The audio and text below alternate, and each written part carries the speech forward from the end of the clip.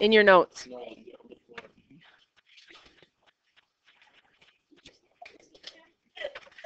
Okay. So we have, quiet please, f of x equals 2x cubed minus 15x squared plus 33x minus 20. In your notes. All right. All right. So go into your y equals and type that in. If we look at this graph quickly, it looks something like this. Okay? I got that.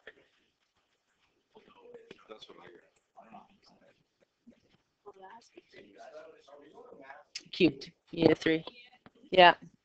It's not math. It's remembrance. No, it's Remembrance Day ceremony, so you're going. Okay. So this is what you get. No. So your leading coefficient is what?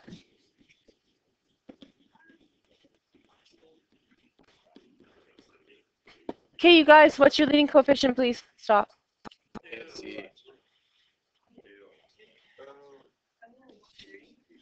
And then your constant is what? So can you see why, if you have the negative 10, 10 window, why you're not seeing the y-intercept? Why are you not seeing the y-intercept? Because the y-intercept is at negative 20, and your window is down to negative 10. So my y-intercept is at 0 and negative 20.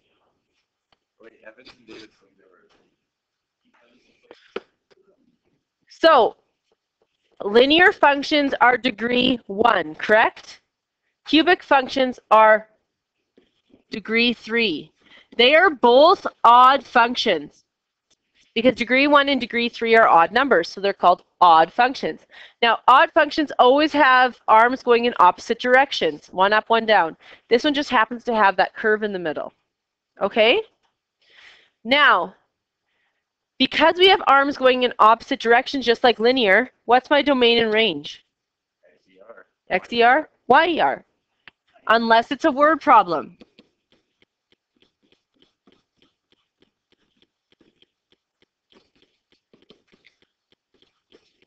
So remember, the number of x-intercepts, how many x-intercepts were there for degree 1? 1.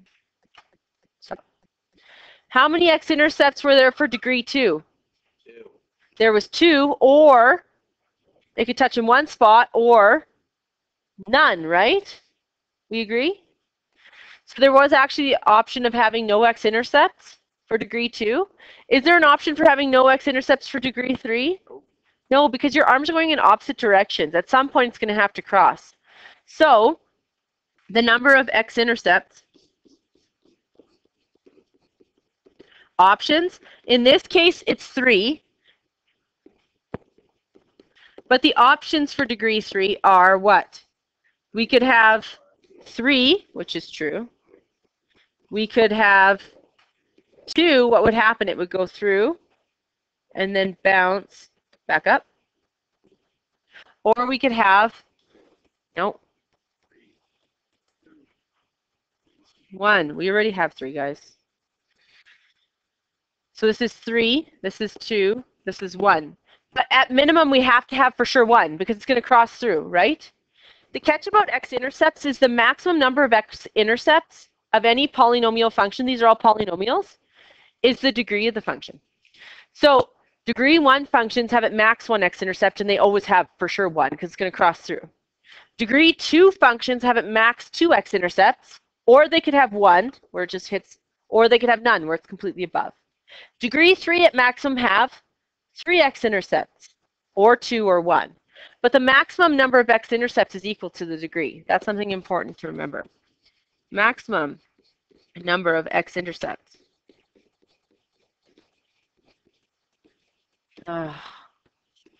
is equal to the degree.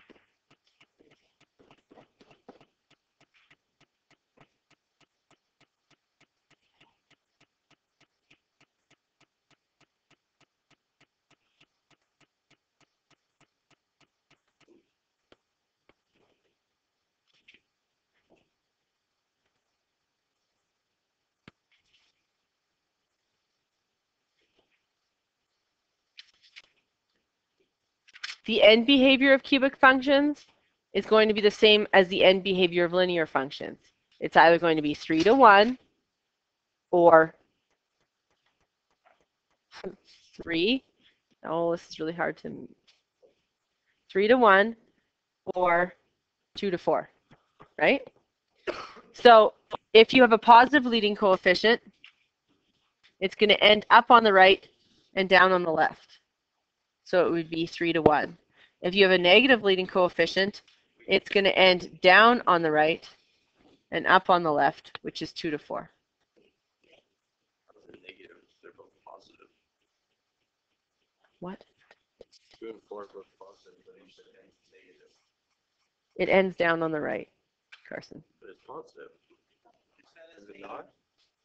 Yeah, that's fine. Down on the right, Carson. Up on the right. Said it twice. Okay.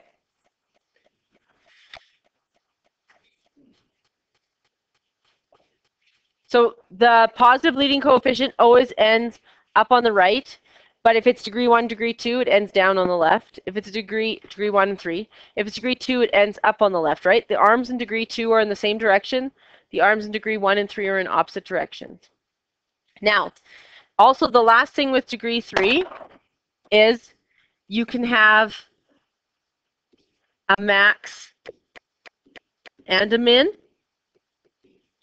but we only care about those if I ask you what the max and min are. Those don't actually affect my range in this case, right? Because my range is YER. We agree? The max or min affects the degree 2 range, but not the degree 3. The degree 3 range, unless the word problem is X, the domain is XER and the range is YER. Or we could have no. So we could have a max and a min, or a point of inflection.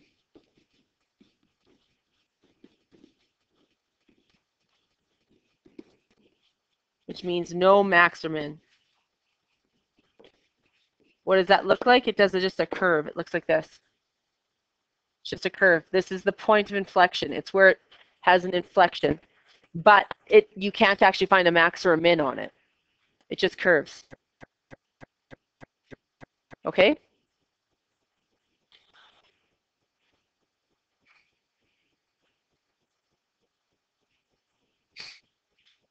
And in 30-2, we only ever do linear, quadratic, cubic. We don't go any higher than that for polynomials.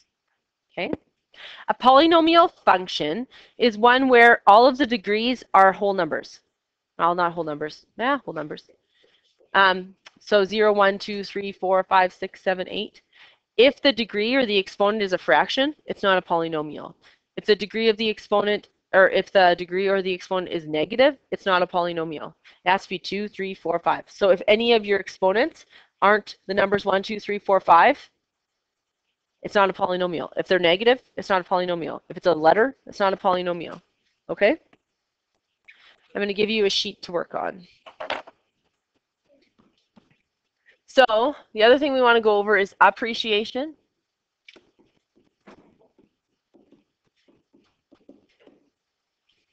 And then depreciation.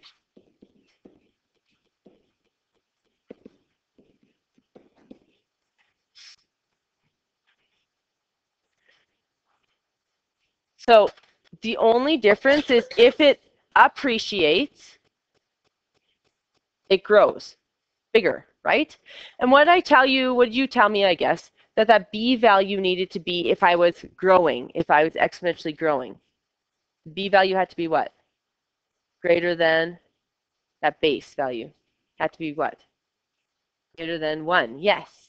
So if your B value is greater than 1, it's increasing, it's appreciating, it's getting larger, it's exponentially growing, right? If your B value was between 0 and 1, then it's decaying, right? Your B can't be 0, because then it would be doing nothing, and your B can't be 1. If your B is 1, it's actually just a linear line. So don't write this down, but look. So if I have 1 to anything, what's 1 to the power of anything? 1. So you actually just have a line at y equals 1. So it's not exponential at all, right? So your B has to be between 0 and 1 or greater than 1. So if your B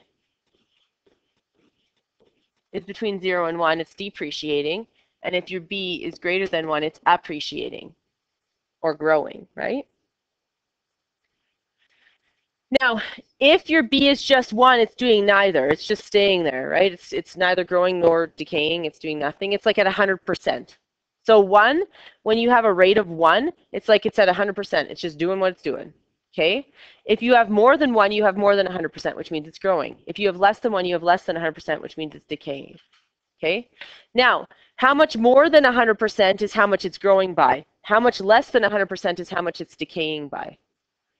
So, when we do our depreciation formula, it's F equals I, didn't change, and it's going to be 1 minus I to the n.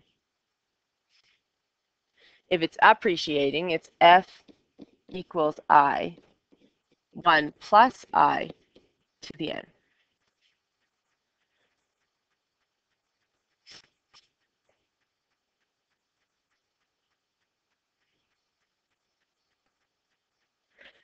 When you have a rate of a half, people say it's a half. It's a half because it's a half, right?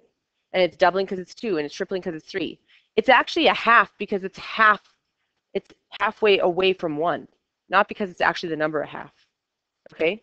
So if you look at any type of equation and say the equation was this: final equals initial. Don't write this down. Just pay attention.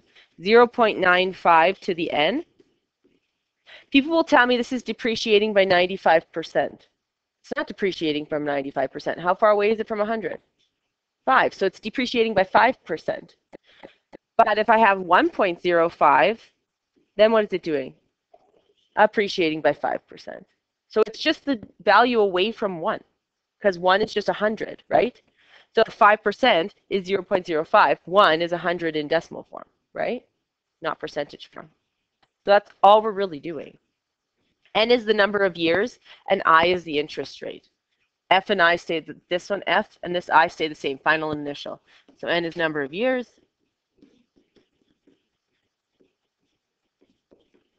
It's very close to sequences in series. However, it's so much better. So when we teach geometric series, and you guys do geometric series, it's always to R minus 1, right? So if you were looking at year 7, you would actually be looking at term 8, and it was so confusing. That's taken away. We don't, like, it's the hardest thing to teach in for a grade 12 teacher is geometric series in grade 11, because you're like, there's a formula next year that's the exact same thing, but with just n, not n minus 1. And you just, when you have year 10, you put in 10. You don't put in term 11. It's so wonderful. So we're here. We're not there anymore. Good memories, but new things. New things.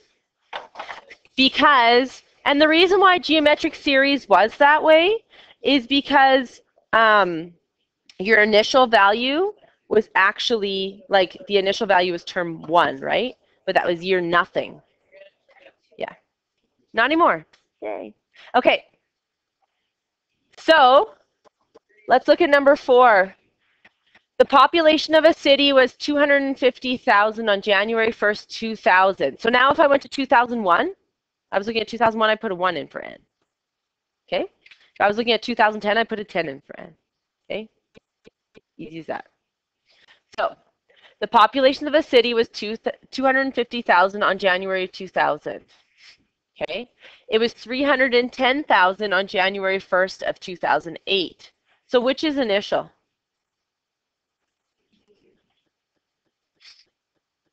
So ignore this. Initial is 250,000. Final is 310,000. Do you see now why I tell you to divide by that I? Because it makes your life a little bit easier. If not, your Y max has to be over 310,000, right? In order to see that horizontal line. But we'll also do logs soon, and then you can just solve it algebraically. If the growth rate of the city, and we know now that is our bracket, our base, going to be greater than 1 or less than 1? It's greater because we are growing, right? Some people subtract. I'm just like, no. Okay. So if the growth rate of the city can be modeled by an exponential function, the average annual growth rate of the city to the nearest tenth of a percent is what? So they're asking us to find what? I. So it's going to be 1 plus I. And remember I told you you can't be missing more than one variable in order to solve. So we need to know n. What's n? It's not 9. It's 8 because it's 8 years. Isn't that wonderful? Brings joy to hearts and people everywhere. Seriously. So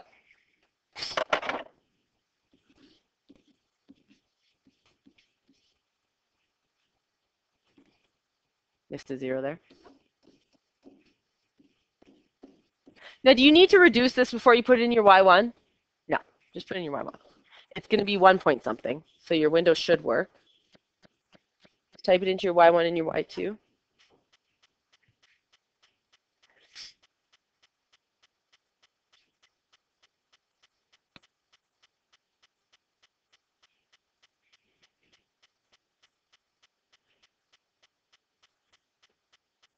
And remember with years, if it says it has to be below 200 or below 300 or whatever, if you get 1.6, let's say, you'd round it to 2. If you get 1.3, you'd round it to 2. You get 1.2, you'd round it to 2. Because if it says it needs to be below a population of 200, let's say, if it was 1.3 and you rounded it to 1, would it be below 200? No, it would be above 200. So you always have to round up. Even if it's 1.3, you'd round to 2. Okay? Because you need to have it be below that value. And if you rounded it down, it wouldn't be below that value. It would be above it. Okay? So you have to remember, does the rounding make sense? Don't just rounding rule it. So what do you get for I in this case? To the nearest tenth?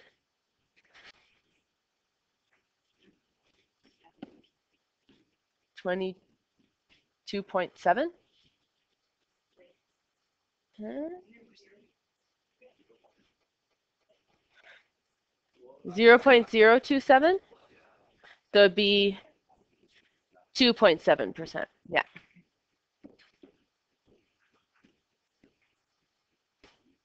Yeah. So not too hard, right?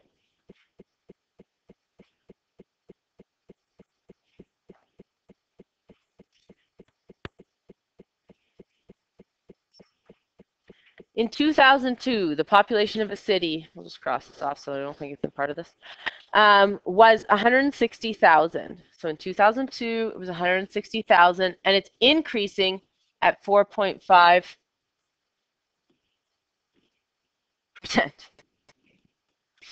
A cutoff. Write an equation to represent the population of the city as a function of the number of years since 2002. So we don't have a whole bunch of information, so we're going to have more than one variable. Yeah.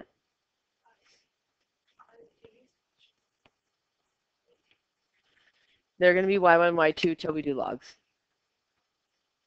And for the most part, you can get away with y1, y2 because they're testing whether you can do the word problem, not your logarithmic algebra.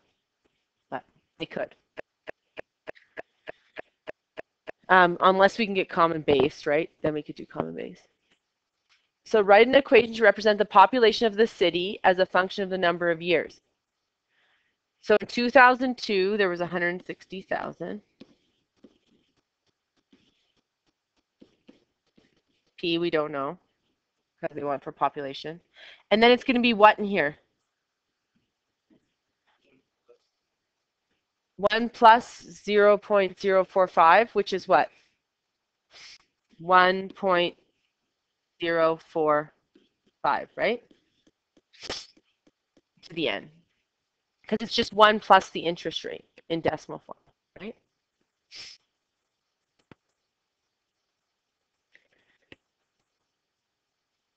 In part B, they want the population in 2005. So what's n? 3.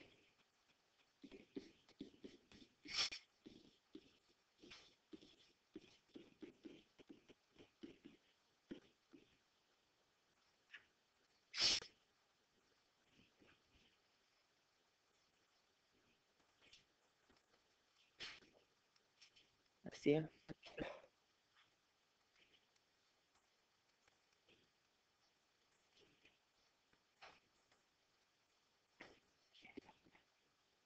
Can't have half people, and you can't round people up. So 182,586. We can't find 0.42 of a person somewhere. It doesn't mean they're really short either, which some people say. Yeah, but you'd have to find 0.42 of a person in order to round that up to 7, right? Not 0.42 of a person floating around the world to just throw into that amount.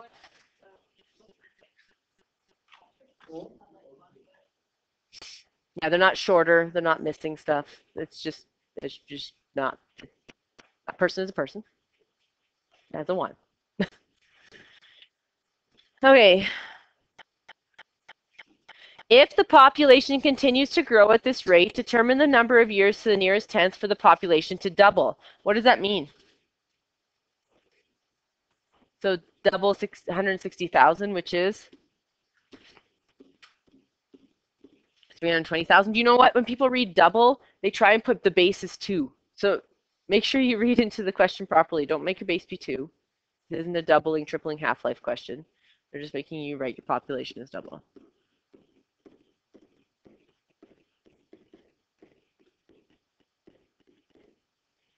Okay?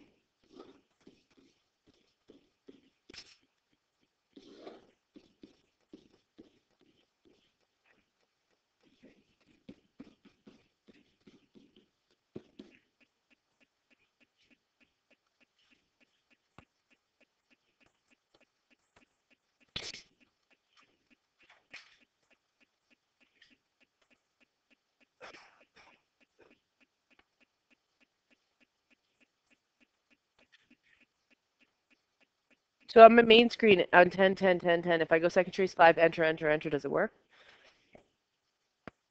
You need to make your X max bigger. Do you need to make all of the window bigger? Like changing everything? No.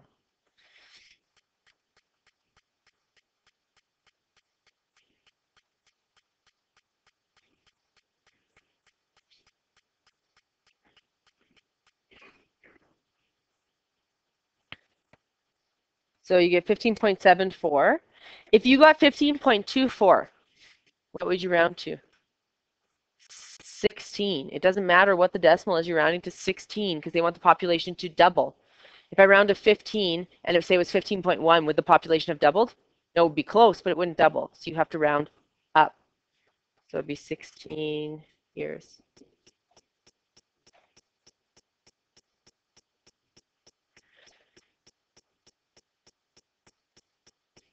So the number of fish in a lake is decreasing by 5% each year as a result of overfishing. What's the only thing that changes here? It's, yeah, it's that 1 minus the interest rate. So write an equation to represent the number of fish present after t years using NO to represent the initial population and NT to represent the final. So you'd have N of t equals NO. And what's going to be in here? 0.95, because it's going to be 1 minus, technically 1 minus 0.05. So it's going to be 0.95 in here to the t, because the number of years is t. So we have to use the letters that they told us to use, right?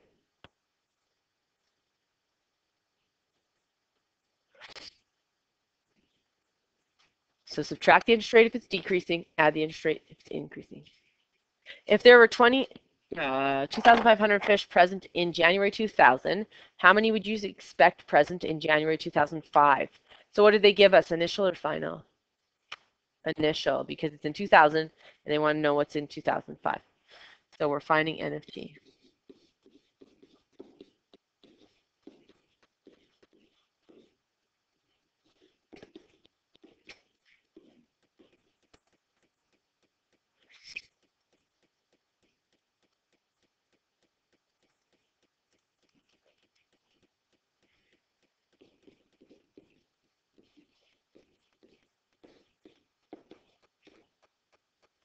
Does it make sense? We are what? decreasing. Is that number smaller? Yes. If you had a larger number, that would make no sense. C says, how many years to the nearest tenth would it take for the fish population to reduce to half of the number in January 2000? So we have 2,500 first. So half of it would be 1,250.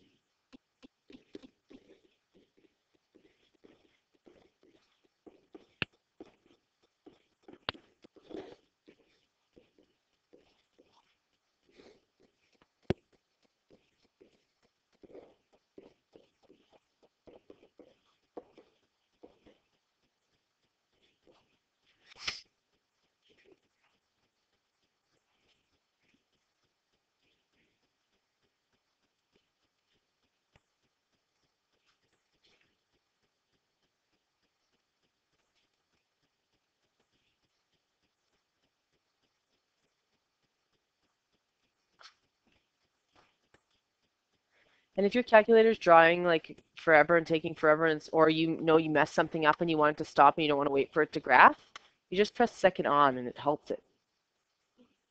You don't have to sit there and be like, oh, come on. Yeah. So you just go second on and it just instantly stops it. On your calculator, if you just hit enter, it stops it. On these ones, if you just hit enter, it pauses it.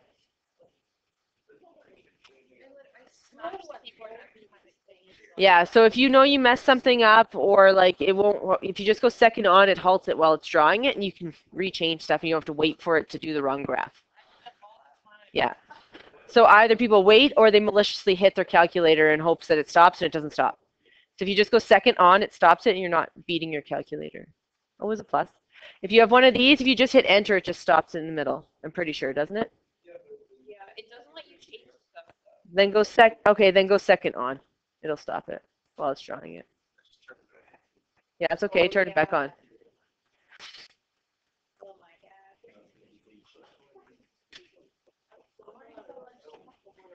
God. So